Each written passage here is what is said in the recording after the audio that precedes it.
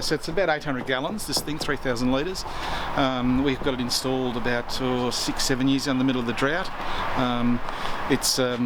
We had to work with this existing architect, so we had to use quite long pipes, but they're all quite sound. And one of our neighbours, who was a plumber, roof plumber, came and put it in. And there's a small subsidy the government gives you, a few $100. I think it cost about $500-600 to put it in. But in the drought, when we couldn't use town water to fill the pool, this is our main way to keep the pool going, as well as the garden. I reckon it'd be 1 in 2 households, 1 in 2 houses that have one in 2, 1 in 3. Here in Melbourne? In Melbourne, yeah. In fact, with a lot of new developments, they're actually putting them in as part of the development.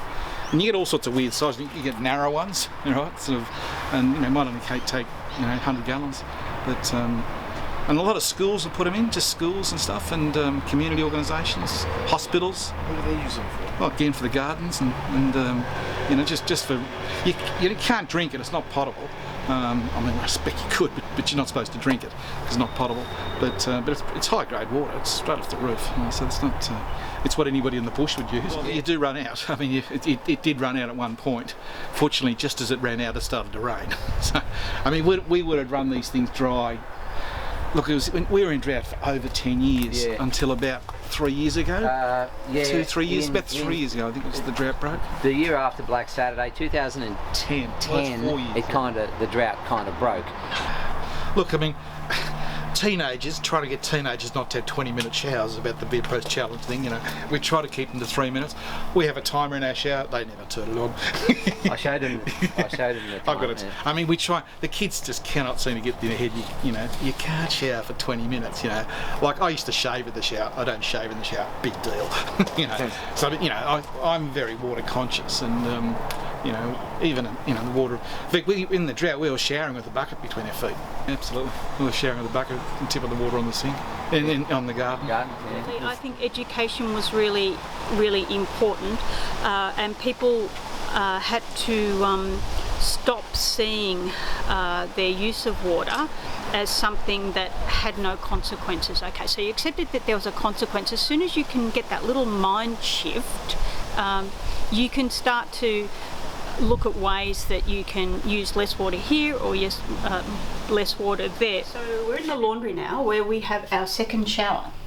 Two things about the shower. One, we have a shower head that has a restricted water flow. So it uses half the normal quantity, but the way it's been designed, you actually don't notice, it still comes across as a very strong shower flow. So the first thing was halving, without noticing, the amount of water that we used in the shower, but the second part was just how long you had the shower running for. 2 daughters in our house, as well as myself.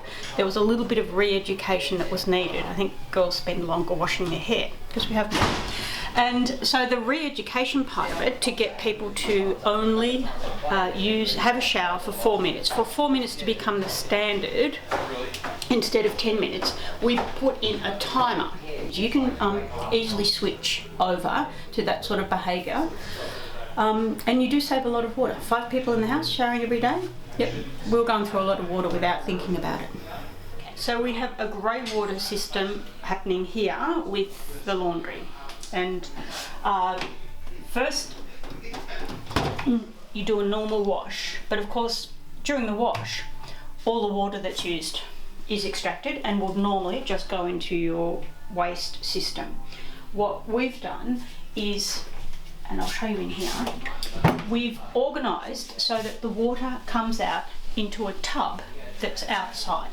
So here you can see the pipe that the water comes out, and normally it would go into the waste system and be taken away. But instead, we bring it across and we attach it to here. Very, very simple and really very inexpensive. And the cost of water increased. It was a scarce commodity. The government had to put in a lot of infrastructure, pay for some very expensive infrastructure. One was a desalination plant, another was a huge pipeline piping water from regional Victoria down into Melbourne. Our population continues to grow, but our water supply doesn't.